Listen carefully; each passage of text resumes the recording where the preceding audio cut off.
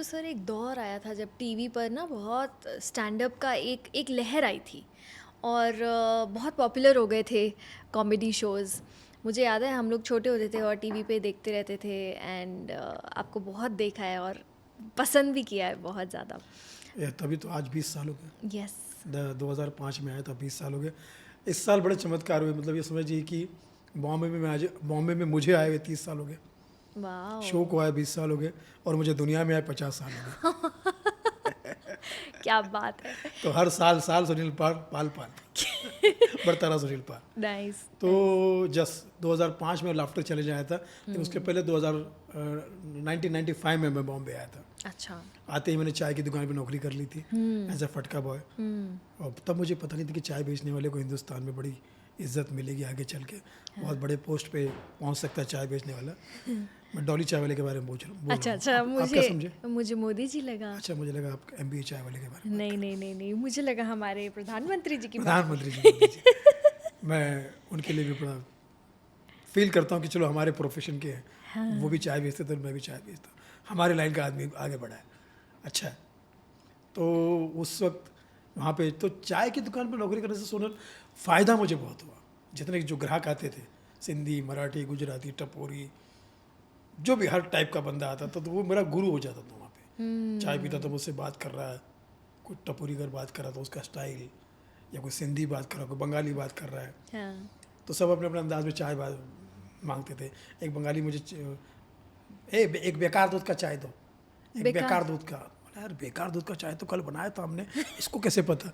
बाद में बदल के बेगर दूध का चाय मांग रहा हूँ, ओह। बेकार दूध का चाय। अच्छा। फिर एक एक्टर है, एक्टिंग दे, मतलब एक्टिंग तो कहीं और मिलती है, NSD में जा, तो एक कटिंग मांग रहा था। हाँ। गुजराती आदमी, बेटा बेटी दे, मतलब बेटा बेटी क्या मांग रहा है?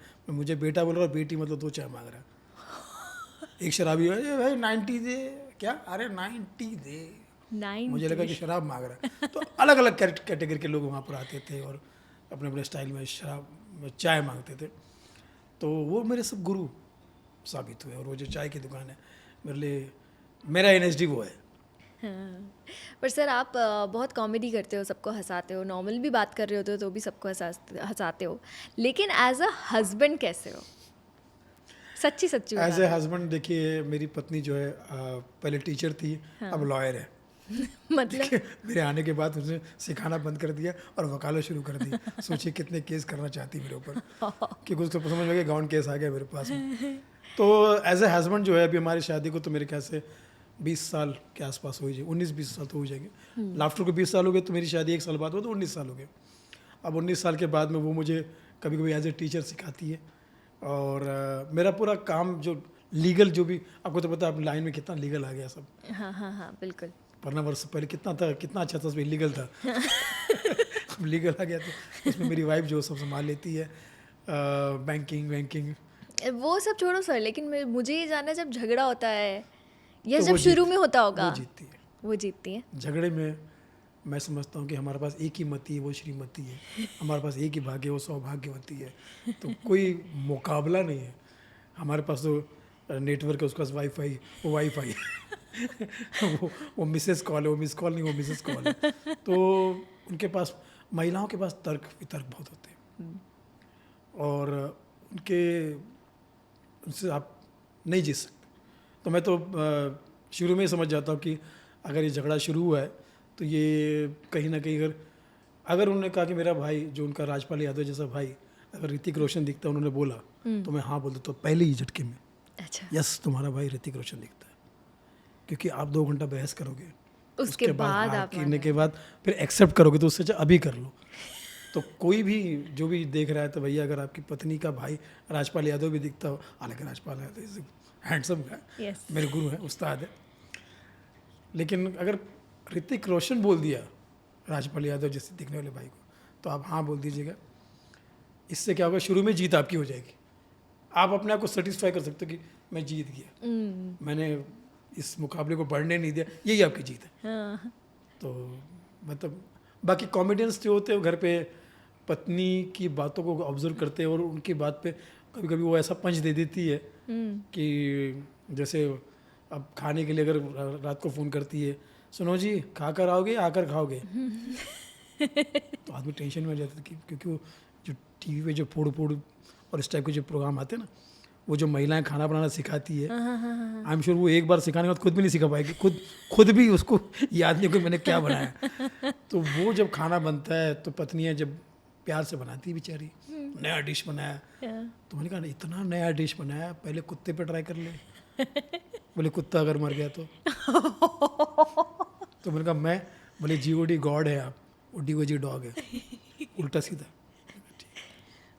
पति परमेश्वर है ना, तो ये रिस्क लिया जा सकता है। तो ये सब खट्टी मीठी बातें होती रहती है, झगड़ा भी होता है, बातें भी होती हैं, मन मुटाव भी होता है।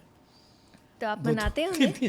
तीन चार दिन मनाना ही पड़ता है, क्योंकि कैसे मनाते हैं आप? घर में सारा काम ही उसके हाथ में।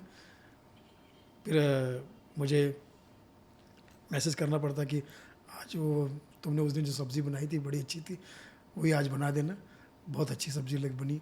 और 3-4 डिश जो मेरे फेवरेट है, जो उनके भी है, वो भी वेज है। मैं कभी कभी अंडा खा लेता हूँ। अच्छा। लेकिन वो अंडा भी नहीं खाती, ब्राह्मण है। अच्छा। मिश्रा। एंड मिश्रा? हाँ, वो यूपी से हैं? हाँ, लेकिन जन्म पैदा जो है मुंबई से।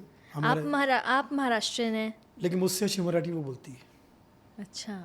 मैं तो विदर्भ की मराठी बोलता हूँ, लेकिन वो पूरा यहाँ की प्रॉपर मराठी। अब तो पढ़ी लिखी बहुत है। आपकी लव मैरिज थी क्या? जी। इसलिए मैं पूछ रही हूँ क्योंकि टीचर थी, तो मेरे उनके जूनियर कॉलेज में टीचर थी वो, तो रहीजा कॉलेज में, तो मुझे एज ए गेस्ट बुलाया गया था। ओह, पता है श्रेयस तलपड़े जो हैं वो आए GST थे।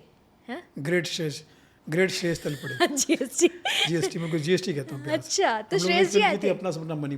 हाँ, करेक्ट। तो उन्होंने भी अपनी स्टोरी ऐसी ही बताई थी कि वो भी कॉलेज में गए थे एज अ गेस्ट। कॉलेज नहीं गए होते तो कहीं और गए होते, उनके बहाने कॉलेज जाने का मौका मिला। कहीं नहीं गए, क्योंकि देखिए मेरा क्या है, मैं बचपन से हाई क्लास की अंग्रेजी सीखना चाहता था, हाई क्लास की। लेकिन जहाँ भी जाता था एक ही बोर्ड मिलता था, इंग्लिश मीडियम। तो मीडियम मुझे सीखना नहीं था, इस वजह से मेरा वो रह गया। इस वजह से KBC भी मैं जाता नहीं हूँ, क्योंकि KBC जो है सामान्य ज्ञान का प्रोग्राम है, और मेरा ज्ञान सामान्य है नहीं, असामान्य। अच्छा। तो उस वजह से बहुत सारी चीज़ें रह गई, क्योंकि मैंने सोचा कि यार कुछ ऐसा कुछ करता। एनीवे, तो आप वहाँ उनके कॉलेज में गए थे? गया था, एज ए गेस्ट गया था। वहाँ से फिर प्यार शुरू हो गया। नंबर की अदला बदली हो गई, कह सकते, प्यार शुरू हो गया, रिश्ता शुरू हो गया। लेकिन उन दिनों मैं इतना बिजी था कि मैंने सीधा पहला ही शब्द उनसे कहा कि हम शादी करेंगे। अच्छा, सीधा ही? सीधा। आप यकीन नहीं मानेंगे, उसके पहले हम लोग ऐसे मिले भी नहीं। मतलब एक एरिया में थे, जानता था मैं थोड़ा बहुत, लेकिन 1 to 1 नहीं मिले। सीधा मैंने, मतलब जब शो में किया, वो नंबर बदली हुई, बातचीत हुई, काफ़ी फ्रेंडली हो गए बातचीत में। अब ऐसे तो जानता ही था मैं, तो मैंने शादी की बात की। मैंने कहा ना 1 साल में तो शादी होगी। हमारा लाफ्टर चैलेंज 2005 में आया, 2006 में शादी हुई।